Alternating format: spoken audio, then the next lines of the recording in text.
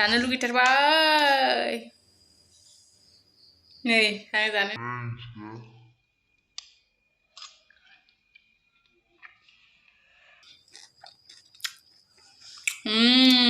जोबोद गोथाव जादों खोन्थासिगोन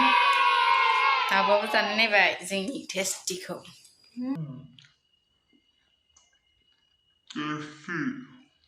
गोथाव जादों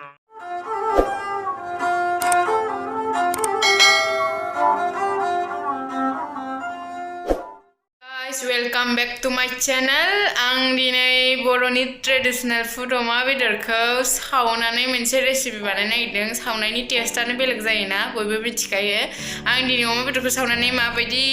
बानायगोन बेखौनो नायदो लाहांबाय आरो बानायनो थाखाय मा लादों बेखौ एसे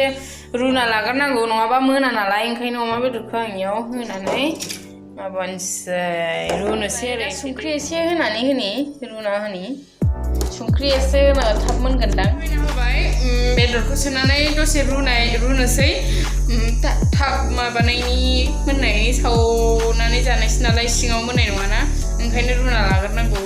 ओमफ्रायनो आं रुनो माबाबाय आरो बुबायानो दासिमजों खेबथाम जाबाय नै सिटि बुबाय मोनसिगोनदां बेदरा आधा माने खावसे मोनबाबो जायो दा सावफिनखागोन नालाय मोनबाबो गेब्लेगोन ना गोथाव जानाय नङा ओंखायनो आं अमा बेदरखौ सावनो थाखाय नै गन लादों गनाबो देन्जारसो न'आव थाबासो साथा आथिं मोनगौमोन बेयावथ' जानला मोनलासो दानना लानाय नै गन मोननैयाबो जा गिदिर गिदिरखा बेदरासो हाबगोन ना हाबा लानाया बेखौ लखबना होनोसै इयावहाय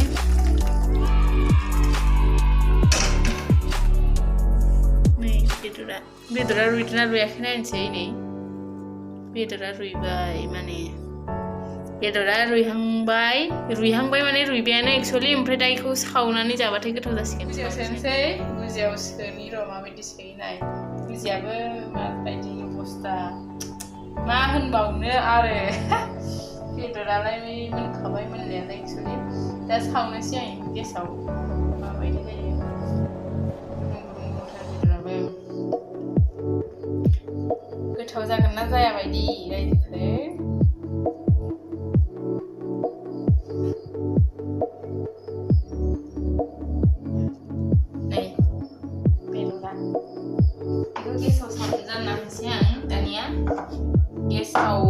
अराव सावनाय बायदि गोथाव जाया अब्लाबो गेसावबो संना जानांगौ एसे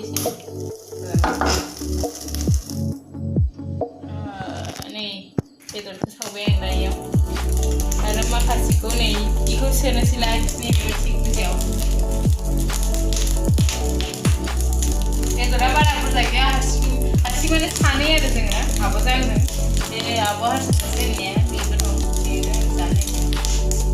बे मोनजाफेराखैनो सावनाय बेदरखौ माबायदि जायो जानानै खोन्थासिगोन आङो दा सावनाय गोदै मेजेम दंसो आरो बेदरा बिराद थावगोन बायदिब्ला बे हारासो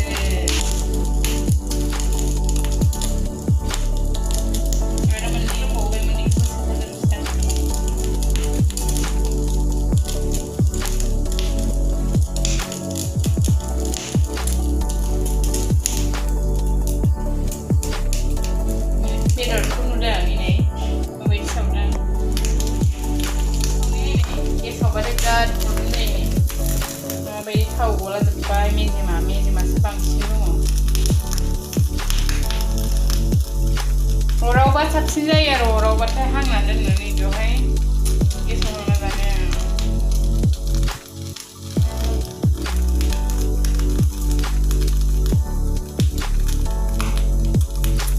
बेखौ लुखैजासै टेस्टिनो ने हाना लाग्रोनि खानसै बेफोरखौ दानो अमा बेदरा मोनहां जाखांगासिनो दं मोनथ'वाखै आरो सावनासो दोनदों नै गाजरखौबो होनांसै गोथाव जानायनि माबायदि जायो जानला मालाबाबो गोथाव जायो बर'नि अमा बेदरा सावनानै जाबा बिराद गोथाव जायो नोंसोर मालाबा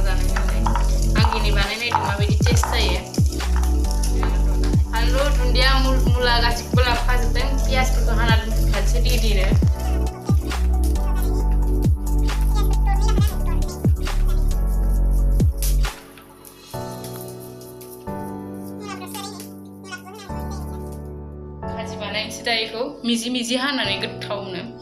नायदो बख'नोसैखौ आं इयाव दा मिजि हाना लानोसै नै गोथाव जानायनि गुदुंथार गुदुंखाय हाना लानाय जायाखै गोथावसिन जानायनि मिजि हाना लाबाय बेदरानो रानख्रेबजोब्बाय मेजेम बारामोन नालाय बेदरा बुरजाबाबो सावजानाय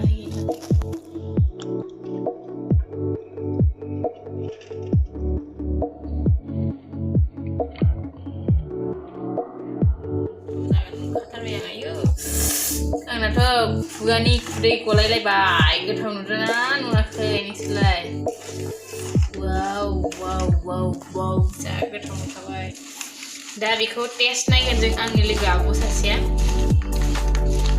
बेखौ आं नायग्रोनोसै माबायदि जायो ओमफ्राय आब'आबो नायगोननो माबायदि जायो आं जानो लुगैथारबाय नै आं जानो नायनोसै